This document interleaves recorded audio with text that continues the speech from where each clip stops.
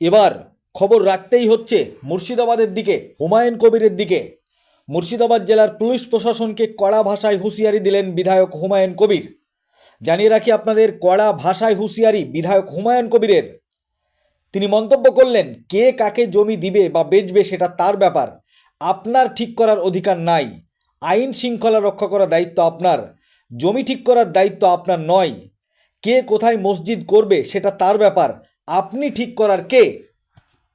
পুলিশের বিরুদ্ধে এমন ওই মন্তব্য বিধায়কের। তিনি আরও বলেন, 6 তারিখে ন্যাশনাল হাইওয়ে রেজিনগর থেকে বহরমপুর আমার দখলে থাকবে, মুসলিমদের দখলে থাকবে, চ্যালেঞ্জ থাকলো আপনার সাথে। এছাড়াও তিনি আরও বললেন, সাগরদিঘিতে একটা রাম মন্দিরের শিলান্যাস হয়েছে, কই আমি তো নিষেধ করতে যাইনি। একটা কেন, 26টা ব্লকে 26টা রাম মন্দির হোক, তাতে আমার কোনো আপত্তি নেই। মন্তব্য বিধায়ক হুমায়ুন কবিরের। তিনি আরও বললেন, যেখানে জমি দেখতে যাচ্ছি সেখানেই উত্তম গড়াই জমি মালিককে জমি দিতে নিষেধ করছে। আরে পুলিশ অফিসারের ল্যান্ড দেখার দায়িত্ব নয়, আইন শৃঙ্খলা রক্ষা করার কাজ। এমন ওই মন্তব্য করলেন ভরতপুরের বিধায়ক হুমায়ুন কবির। কি বলেছেন বিস্তারিত শোনাবো আপনাদের।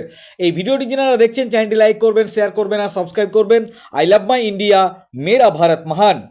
যখন বেলডাঙ্গায় কার্তিক পুজো হচ্ছে, কার্তিক লড়াই হচ্ছে, যখন বেলডাঙ্গায় জগদ্ধাত্রী পুজো হচ্ছে, তখন এই মুর্শিদাবাদের পুলিশ সারি সারি দিয়ে লাইন দিয়েছে তাদের কি করে সুস্থভাবে সেটাকে পরিচালনা করা যায়। তার জন্য মমতা ব্যানার্জির পুলিশ, জেলার এসপি থেকে শুরু করে এসডিপিও, আইসি, ওসিরা ব্যতিব্যস্ত।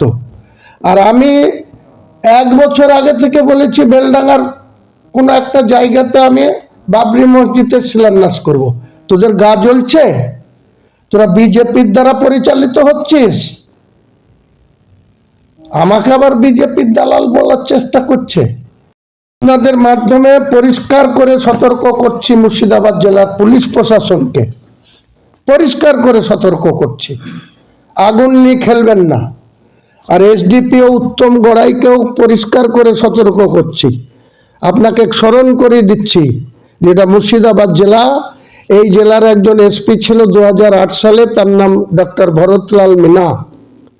অ্যাডিশনাল এসপি ছিল দীপনারায়ণ গোস্বামী, দুজনই আইপিএস ছিল। আপনি তো একটা আইপিএসও নন উত্তম গড়াই। আপনি অনেক দাদাগিরি করে এসছেন ভগবানগোলায়, অনেক লাইফ নষ্ট করে দিয়ে এসছেন। আমি সব আপনার ইতিহাস জানি। এটা বেলডাঙ্গা আর এটা মুর্শিদাবাদ। হুমায়ুন কবিরের সঙ্গে পাঙ্গা নিতে যাবেন না। আপনার মতন এসডিপিও আমি থোড়াই কেয়ার করি না। যেদিন আপনার কলার ধরে নেব, সেদিন আপনাকে কলার ছাড়িয়ে লিজন লোক থাকবে না। আপনি পরিষ্কার বলে দিচ্ছি আপনাকে। আপনি কে কাকে ল্যান্ড বিক্রি করবে, কে কাকে কিসের জন্য জমি কিনবে, হুমায়ুন কবিরের ট্রাস্টি কার কিসের জন্য জমি কিনবে, আপনি নির্ণয় করে দেবেন, আপনি ঠিক করে দেবেন উত্তম গড়াই, যে বেলডাঙ্গার জমি কে কাকে বিক্রি করবে, কে কাকে করবে না, তা আপনার পারমিশন নিতে হবে। আপনি কার্তিক লড়াইয়ের টাইমে গার্ড দিবেন, সুরক্ষিত রাখবেন। আপনি অন্য কিছু হিন্দু সমাজের যখন অনুষ্ঠান হবে, তখন আপনাদের দারুণ সক্রিয়। আর আমি এখানে বাবরি মসজিদের শিলান্যাস করব, যে মুসলিমদের দ্বারা নির্বাচিত সরকার, সেই সরকারের অন্ন খেয়ে, সেই সরকারের গাড়িতে পয়সায় তেল গাড়ি চেপে আপনি মুসলিমদের উপরে ঠিক করে দেবেন যে কে কোথায় মসজিদ করবে, তা আপনি ঠিক করে দেবেন। আর কে কাকে ল্যান্ড দেবে আপনি ঠিক করে দেবেন। চ্যালেঞ্জ থাকলো আমার মুর্শিদাবাদের প্রশাসনকে, 6 তারিখে রেজিনগর থেকে বহরমপুর NH-34 আমার দখলে থাকবে, মুসলিমদের দখলে থাকবে। মুর্শিদাবাদের মুসলিমদের না, রাজ্য মুসলিমদের কত ব্যক্তি এখানে আসবে সেদিন প্রমাণ করব। আপনারা হাতির 5 পা দেখেছেন? মুসলমান ভোট দিয়ে আপনাদের সরকার নির্বাচিত করবে, আর আপনারা RSS এর দালালি করবেন মুর্শিদাবাদ জেলায় বিভিন্ন থানাগুলোতে। আপনারা বিভিন্নভাবে NIA এর ভয় দেখিয়ে যারা বোমের কিছু জানে না তাদের কাছ থেকে বোম সংগ্রহ করে আপনারা বলছেন যে অমুক জায়গায় রেখে দাও, আমরা রিকভারি দেখাবো, দিয়ে মিডিয়াতে দেখাচ্ছেন। আপনারা নিজেরা কাগজে কলমে দেখিয়ে রাজ্যকে ভুল পথে পরিচালনা করছেন, রাজ্যের প্রশাসনকে। মুর্শিদাবাদ জেলা আমরা কারো বিরুদ্ধে কোনো কথা বলতে চাই না। এখানে সাকারাব সরকার বলেছে রাম মন্দির করব, আবার করুক। একটা সাগর দিঘিতে শিলান্যাস করেছে, আমি যখন 2024 সালে বলেছিলাম, তারপরে দেখবেন একজন এসে ওখানে সাগর দিঘিতে একটা রাম মন্দিরের শিলান্যাস করেছে। আমি তো নিষেধ করতে যাইনি, তার বিরোধিতাও করিনি। সাকারাব সরকার আবার বলেছে করবে, একটা কেন 26টা ব্লকে 26টা রাম মন্দির হোক, আমার কোনো বাধা নাই। পুলিশ বাধা দিচ্ছে নাকি পুলিশ? ওই উত্তম গড়াই এসডিপিও বেলডাঙ্গা, সে প্রত্যেকটা যারা জানতে পারছে যে কারো কাছ থেকে আমি ল্যান্ড সংগ্রহ করতে যাচ্ছি বা যেখানে এই অনুষ্ঠানের জায়গা ঠিক করতে যাচ্ছি, সে তাকে দেখে চমকাচ্ছে, তাদের দেখে ধমকাচ্ছে, তাদের দেখে বলছে ল্যান্ড দিতে পারবে না। আরে কোনো পুলিশ অফিসারের কি কে কার ল্যান্ড কাকে বিক্রি করবে তা দেখার দায়িত্ব? পুলিশ অফিসারের কাজ হচ্ছে কোনো জায়গায় ল অ্যান্ড অর্ডার ব্রেক হলে সেটাকে গিয়ে শান্ত করা, ল অ্যান্ড অর্ডারকে কন্ট্রোল করা, এটা পুলিশের কাজ। আর এসএসের দালালি করা কাজ।